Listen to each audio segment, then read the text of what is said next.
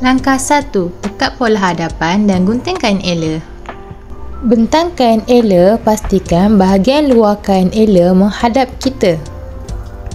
Kemudian lipat. Kita akan kapur pada bahagian dalam kain ela. Ukur bahagian yang paling lebar.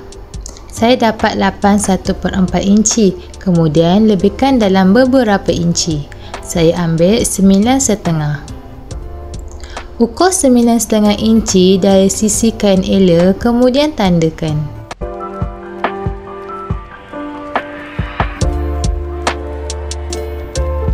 Lipat bahagian yang ditanda dan tarik ke sisi.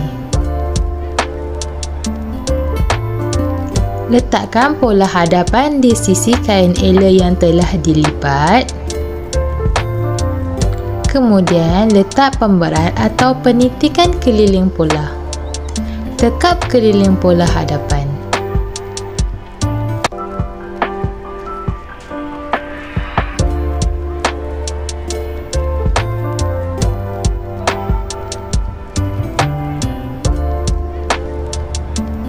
Ambil tracing paper.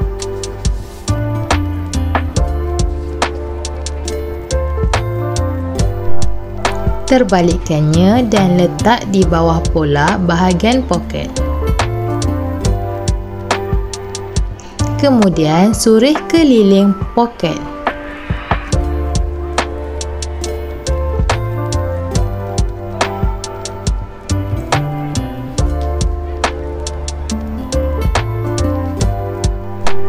Saya tanda semula supaya lebih jelas.